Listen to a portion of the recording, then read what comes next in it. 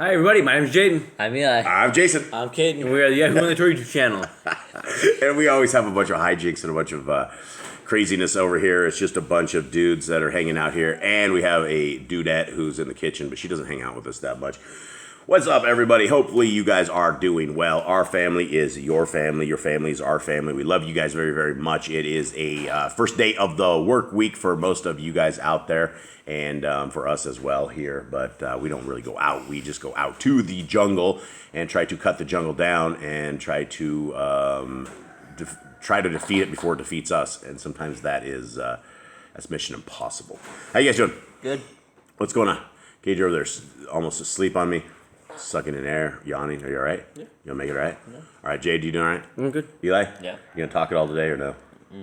Maybe. All right. Who are we, Eli? We are the what? We believe that the law, statutes, and commandments, the first 5 books of the Bible, Genesis, Exodus, Leviticus, Numbers, and Deuteronomy, are still around to this day. They were never abolished.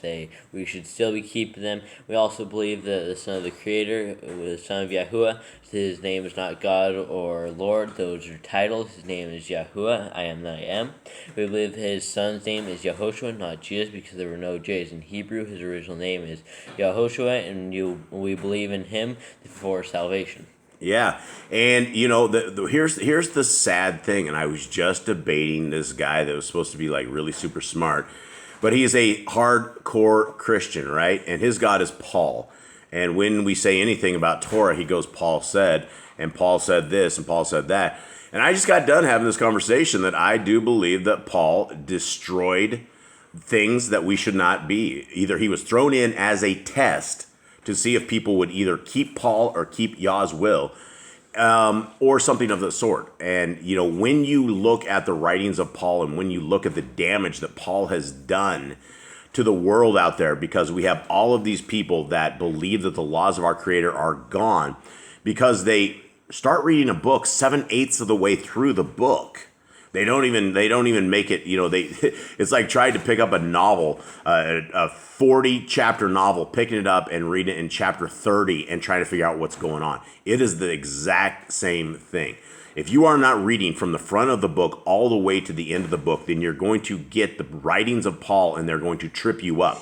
They are going to throw you on the ground. They're going to have you believing in other Elohims like Paul. Paul is his own little lowercase Elohim, based upon all of the understanding that people have that Paul is their God, and they worship Paul over our Elohim, and that is a mistake. That is a dire mistake, and folks need to understand that the very first part of the book, all the way from Genesis, all the way to the end of Revelations, it is the exact same principles. It is the exact same doctrine. It does not change at all, and if you want to be a follower of our Messiah, then you need to be a follower of his dad's laws. If you want to be a follower of his dad's laws, of Yah's laws, then you need to be a follower of Mashiach, of Christ. Because our Mashiach, our HaMashiach, Jesus the Christ, Yahushua HaMashiach, Yeshua, he kept the laws. He kept the laws, statutes, and commands of his dad, and he says that we should too, if we love him, to obey his commandments. And you know, the Christians have a million different excuses for all of this stuff on why they don't need to keep the laws, but the laws will keep you alive. They will keep you. They'll keep you where you need to be. So, gentlemen, are you guys ready to roll? Yep. We are in the book of the writings of Abraham. Before we go into that, guys, I will leave a link at the bottom of this. Guys, we are doing pre-orders right now, and we would appreciate anybody who wants to get a soft copy, soft front cover of 103 book, large print scriptures. This is the place to do it. This is where we are. We don't have a place to donate to Boss Clan. We don't have anything at all. And if we wanted to keep these books at cost and give you guys these books at cost, we would sell these to you guys for like $25. But we have another mission. We have another plan. We are trying to double up and try to send for every scriptures that are purchased. We're trying to get a very close to a full scriptures out to the prisoners. And this is what this ministry is being built on right now, is that for every Bible that is ordered, comes in, we are potentially able to send 103 book, Scriptures, to our brothers and sisters in chains. And so this is what, if you guys order from us, this is what you guys will be participating in, is hopefully getting these Scriptures out to the prisoners. And so with that, the book that we are reading today is in this book. It is the writings of Abraham. And we are on chapter 16 today. Does anybody want to recap for us real quick the first 16 chapters, or give us a quick take where we are at?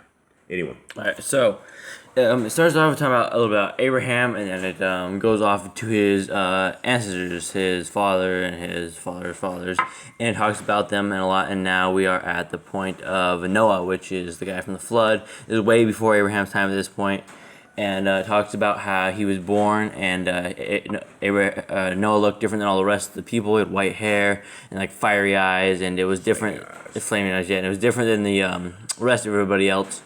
And so they were all freaking out. They thought he was a descendant of a Nephilim, and so they went and found Enoch on top of a mountain, and they had to talk to him, and he told them it was gonna be all right. That he will be the future generations.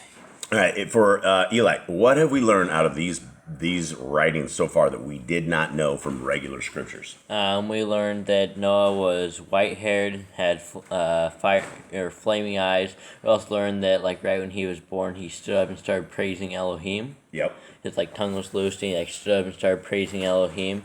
And then we also know that after 8 days, his flaming eyes went normal. We learned that. Hold on, folks. Dogs are being bad like normal. Yeah, my apologies for that, guys. We have nine pit bulls, and they are oftentimes very disturbing to this. Okay, continue on, Eli, with what you had there. We also learned that Nimrod has the special clothes. Yep.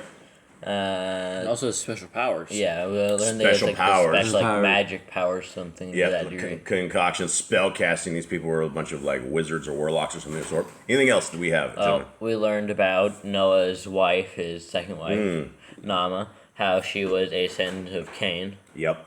Okay. Anything else? I had something, but I lost my train of thought. Just like that, Harp came and took it, and it's just like, whoosh, the thought was there and it's gone. All right. Anything else? Okay, another thing is that it talked about in, I think, Jasher, that Noah is albino, but maybe that's just referring to his hair. Mm-hmm. Because it talked about it, and I remember they were freaking out about that. And I think an albino at the end would be blue-eyed. I think isn't albino blue-eyed like really pale skin? yeah, that's what I thought. But maybe they're just referring to his hair being white. Maybe that could be. All right. Do we have anything else, gentlemen? Yes, Cain, Ham, and Shem were only half brothers. Shem and Japheth were full brothers. Cain. Or sorry, not Cain. Ham, Shem, Ham, and Japheth. Okay, right. Said the order weird. So. Yeah. I'm like, oh boy. But Ham was a descendant of Cain and half Sheth. Yes. All right. Anything else, gentlemen? Recap? I think that's it. Okay. Oh yeah, and Enoch. That was a thought. Enoch had a city, and it seems like a lot of people got taken up with him and his cities. Yeah, we're going to talk about the little city today. Okay, here we go. 16. Thus did Noah take to wife Naamah, the daughter of Zillah, the wife of Lamech, of the seed of Cain. And she bare him a son, whom he named Cam. And thus was the curse preserved in the land through the great flood. For when the patience of Elohim was ended, in which he did grant a space of time for repentance unto the sons of men, the floods came in upon the earth and destroyed all flesh from off the face of the earth, save 8 souls only. For Noach and his youngest wife, Ada, and his 3 sons, Shem, Japheth, and Cam. And one of each of their wives was preserved in the ark, which the messengers had instructed Noach in building. The remainder of the righteous had died or been caught up into Canach's city prior to the time of the flood, and these 8 were saved. So when Enoch was saved, it seems like he had a city, and the whole city got taken up. Yeah, there was that was where yeah. Are they talking about a city of people, or the city itself? I think there's a city. I think there was something we know is that all the righteous ones that could live for thousands of years ended up dying earlier. So Yah could take them out of the flood. And Yah either killed them prior to the flood in a humane way, they died, or they were taken up in the city. Now his youngest wife Ada, here remind me real quick, that's not Nama. No, so Nama didn't make it. So thus did Noah take Nama. Okay, so let's read that again because let's read that because I don't think did Nama go or not. Thus didn't think so. Take to wife Nama, the daughter of Zillah, the wife of Lamech. Okay, and she bare him a son. Okay, think they had Cain, and then they're like, all right, Cain? audio or not Cain. Shoot, I you did it did again. too. This is your fault now. Jaden. Okay, so I think they had I think he had Ham, and I guess I was like adios. I think they had the kid because Ada is Japheth and Shem's mother, right? No, I don't think so. No. I think Shem and Japheth. I think Japheth was the oldest. Then Shem and Ham was the youngest. Okay, who's his wife? Who's Ada then? I think he said maybe that's another wife, and she was probably pure. He probably didn't want to preserve Nama. Or either the mother of the kids didn't get preserved Yeah. either, which is odd. Or maybe Okay. Otto was younger because Nama was. We learned that she was 100 years older than. Oh, right. No, so maybe she's talking about how young she is, not like his first wife. It could have been his first wife. She's been really young. And he says his youngest wife Ada, for Noah and his youngest wife Ada, and his 3 sons, Shem, Japheth, and Cam. So maybe she was just younger, and maybe that was their mom. There's only 8, well, maybe, I don't know. We only have 8 souls that we know were preserved, unless you read the Targums of Genesis, and then it says some giant You got the is... Nephilim doing this. The Nephilim is on contest, top of the ark. And world that's, surfing record. yeah, that's terrible. Okay, and for those who don't know, there's another book that we read, the Targums of Genesis, and it had a ton of leaven in it. And part of the leaven was that... but you know, yeah, the thing was, yeah, It was like there for 600 a years. king, some Og guy was on the ark, like floating on top of it. or Yeah, and something. this is the guy that I think Moses later fights and like cuts his head off. Yeah, and this, I don't think it can't be the exact same guy. Eli, will you please take care of the dogs behind you? Okay. Before Leo starts crying. All right, so what is our consensus on this here? Is Ada his wife or not? I don't think that's the wife of Japheth and. No, I think that's Noah's wife. Wait a second. Right, that would be Noah's wife, Yeah. but it would be where's the original mother at from Japheth and Shem? That might be her, or they didn't make it. Well, how do we need to figure this out? We're like him-hawing about on this. Do we know, Eli? Do you know? I don't think so. You don't know? We've read the scriptures 15 times in a year. I don't remember ever. ever. Well, they never mentioned how his wife. We really never get anything until the extracurricular books. Yeah, I don't know if it ever mentions who their mom is. Okay. We only hear that like Noah was a righteous man. He had three sons. Regardless, what we do know is there were 8 souls that were saved, and that would be 3 boys, the 3 wife. boys, the 3 wives, 3 6, and the Noah and his wife. Yeah. Okay. All right. Well, let's continue. 17. Now, when the flood had abated and the ark had come to rest up on the top of the mountain, Noah and his family descended the mountain, and after offering sacrifices unto Yahuwah and dedicating the land, they began to till the ground and raise all manner of crops. And when the grape harvest was come in, Noah made wine and drank of the new wine in his tent, and his heart was made glad, and he rejoiced before Yahuwah for the bounty which Yahuwah had given him. Now, this is the thing is, and we don't know if this is exactly true, but in the Targums of Genesis, it actually talks about Noah's his grapes, and supposedly a vine that had come out of Eden or something of the sort. He had gotten and he put it in, and it became like a super harvest. Like this was like the because it normally takes years and years and years. Like you can't just plant a grape and get harvest that exact same year. It takes a long time to get this. So either the time span with these guys was a long time after this, or he came across with this special vineyard vine that somehow made him a ton. You guys remember all that? Yeah. Okay. All right, 3. And it was upon the feast of Shavuot when Noah drank of the new wine before Yahuwah and lay down naked in his tent to sleep. So it looks like keeping feast before, any Torah commands for that, and people are like, well, they didn't have the Torah. Well, it seems they did. Yeah, and they also had priesthood, right? They also had priests in all these things as well. Okay, when Cam, the son of Noah, entered the tent, he saw his father sleeping naked upon his bed with the sacred garments which had been given to Adam in the Garden of Eden laying nearby. Cam knew that he and his posterity could not bear the kahuna because of the curse of Cain, which was upon them. And knowing there was great power in the sacred garments, he stole them from his father Noah and hurried to his tents. Rousing his family, Cam instructed them to strike their tents and led them away to the plain of Shinar, where he dwelt and where Cam died. Now Cam's wife named Zeptah, and now Ham's wife was named Zeptah, and she was also of the seed of Cain, and they had a daughter named Zeptah. This daughter, after the death of Cam, led a body of his people westward until they reached a body of water in the land of Zeptah, which is Mitzrayim, where they settled. And as the waters receded from off the land, they spread out and built many cities and temples. So I guess you can see why Egypt was kind of destroyed at the beginning because, the seed of, I guess you could say, Canaan Yeah. giants. Yeah, and so here we go. And so this is something else we do not know from regular scriptures. We did not know how the giants came to be after the flood. Right. Well, it's very, very clear now that the seed of Cain was preserved through Noach, through his son Cam, and then Cam had a wife who was also from the seed of Cain. From the seed of Cain. And so you definitely had the giant DNA still amongst us, which is very, very weird. Why did Yah go through all of this?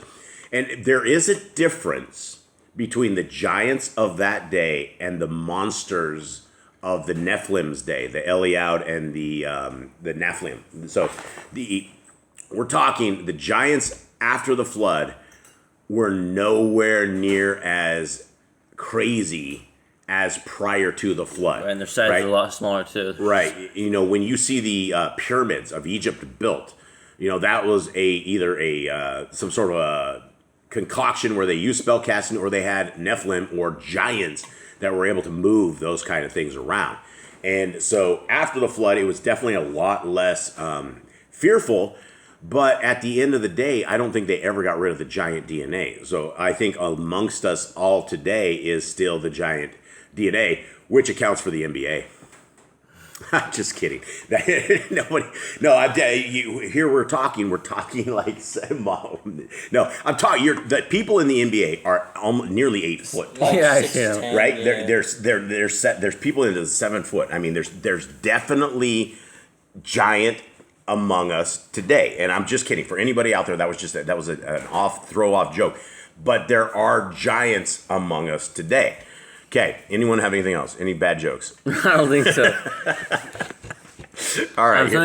I believe there's another story somewhere where it talks about Cain's daughter, or Ham's daughter, leading the people. I feel like there was another book somewhere that said that thing. It said that exact thing. Cam's daughter was what? Leading the people. She led the people into like Mizraim. It just said that a minute ago. I know, but yeah, I know, but there's yeah, we got that. I refreshed his memory. Okay, thanks, Eli. Thanks a lot. I appreciate that, buddy. Okay, here we go. 18. Before the death of Cam, the sacred garments were given secretly by him to his son Cush.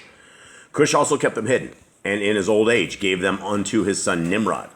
And when Nimrod was 20 years of age, he put on the garments, and he derived great strength and power from them. Moreover, Nimrod was instructed in all the secrets of the evil combination by his father. Wherefore Nimrod became a mighty man among the sons of men, and established his reign, and grew stronger and stronger in wickedness after the order of the secret combination, which was from the beginning. For Nimrod spread his dominion over all mankind, save those in the city of Shalom.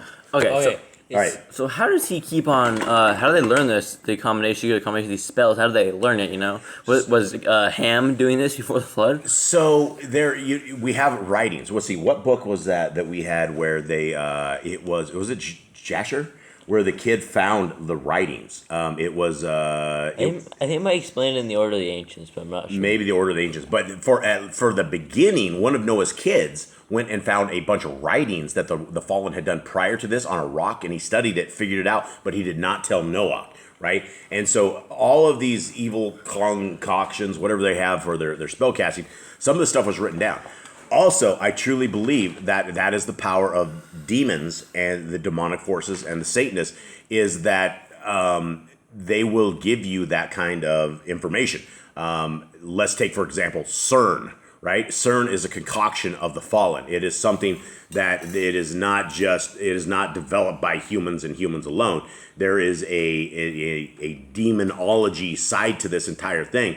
And what they're doing over at CERN, and what they've been doing for years, people have no idea, is they're creating portals to the other side, right? And when you look at Revelation 9:11, and it talks about just where the Antichrist is coming from, who the Antichrist is, it could very well come out of the pits from whatever these psychopaths over there are doing, where they're spinning up basically protons and neutrons and smashing them at very, very fast things, trying to create things. And they've said, by their own words, that things have come out of the gates that they have created. So, if we're looking for some of the reason why the world is getting weirder and wilder and more wicked, they very well could be like the movie Ghostbusters, where they've just opened the portals and left us all with the demons.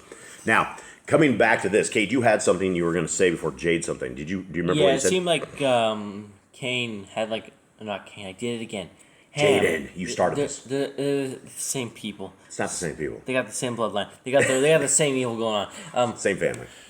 Ham, I think, had like a resentment towards Noah and towards everyone else because like he's only preserved, like he's only alive because of his curse, right? He's only there for his curse. So I think he like had resentment towards Noah, resentment towards like Shem and Japheth because they were like pure blooded. Yeah, absolutely. And that's one of the things that he said in here is that he stole it because he knew that he would never be part of the real kahuna, the priesthood. And he probably felt outcast. His brothers and Samuel probably looked at him differently. Absolutely. They probably got made a little fear of him too because like, oh, what's he gonna do? He's crazy. Yeah, and he's got the giant bloodline as well. And so he might have been stronger than them.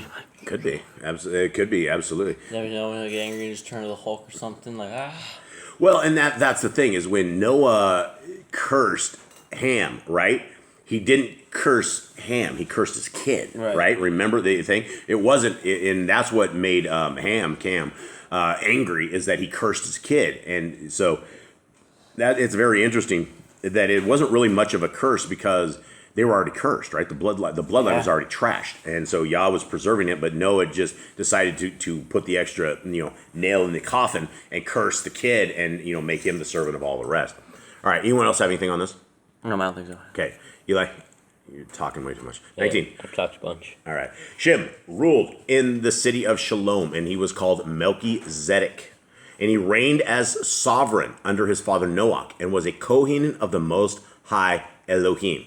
Okay, so if you need that spelled out exactly who was the ruler of the city of Shalom, our Melchizedek priest father Shem was he. And so he reigned as a king under his father Noah and was a priest of the Most High Elohim. 2. After the departure of Cam from the presence of his father Noah, Shem and Japheth dwelt together in peace under the benign rule of Noah. But in time, conflict arose among them, and Noah led the seed of Shem to a new land which YHWH showed him, where they built a city which they called Shalom, the city of peace. Noah invested his son Shem with authority to reign as Prince of Peace, and Noah devoted his days to instructing his people after the order of the ancients. And his people dwelt in righteousness and worshiped YHWH, their Elohim, and served him. They established the order of the Shemaim among them and sought after the city of Kenak. And YHWH came among them and ministered to them. And those who sought for the gain of this world went out from among them. For they held all things common after the order of Kenak. And no man was above his neighbor. This sounds like Israel following laws. This is like what Israel should have been, was like this. Yeah, and they definitely, prior to the days of Moses, they had priesthood, they had sacrifices, they had laws, they had all of it, right? They had everything. They had the priests, and they had Yah. They were following Yah. Yeah, and that's what the Christians will say is, well, we don't want to go back to the days of Moses. But it goes farther back. Yeah, you shouldn't be. You should be going back to our forefathers, and we should be taking an example of those who walked with our Creator and was able to do it. All right, let's go to 20. Among those who went forth from the city of Shalom was Peleg, who traveled to the northwest and established a city after the order of his father Noah. For Peleg was the son of Eber, the son of Shelach, the son of Arpachshad, the son of Shem. And his people sought after the order of the Shemaim and obtained it, for they were caught up like the city of Kenak. Okay, so, we know that there was a city of Enoch, right? Right. The city of Enoch, for what we know, disappeared prior to the flood. Are we with me? Yep. Are we all on the same page here? Okay, so what we're talking about on this thing is another city. This city of Shalom. Okay, continue on. But Saruk, the son of Reu, the son of Peleg, followed not after the way of his fathers, for he sought after gain for himself. Wherefore he led those who were of a like mind with himself out of the city of Peleg, and they journeyed even unto the land of Shinar, and became confederate with Nimrod. Under the direction of Nimrod, Sarug and his companions entered into the secret combination and became men of power and wealth in Nimrod's reign. In the land of Shinar, Sarug begat Nachor, and Nachor begat Tarak, my father. And Tarak became great in the eyes of Nimrod, and Nimrod elevated him over all his people to stand at his right hand and advise him on all matters. So I guess you can see, hey, if you're wondering how did this happen, how did it end up being like Abraham running from Nimrod and them fighting like this, ended up like this. Yeah. One person strays away and then it makes generations stray away. Well, that's exactly right. That is why we have Torah commands, that we are to teach our kids the way of the Torah. We're supposed to talk about it when we rise up. We're supposed to talk about it when we go to bed. We're supposed to be on the gates of our houses, the front of our house. I mean, we are the laws of our Creator are supposed to be absolutely everything, and it only takes one single generation that goes away, takes off onto their own, and all of a sudden they have other mighty ones. They have other Elohim, or they don't have any Elohim whatsoever. They are their own Elohim by their own choice. So with that, I think this is a good stopping point for all of us today. Eli, do you have anything else on this? I don't think so. Jay, do you got anything? No. Just if you have children or you are in Torah, it's great to teach your children so they don't stray away like this, because they end up working for someone like Nimrod. Yeah, absolutely. And you know that our father Abraham came from the depths of King Nimrod's world, right? His dad was like the hot shot. He was like the number one guy, right? And so he was under the complete reign. He knew everything that was going on with Nimrod, all of this stuff, and he was complicit with it because he never went against it.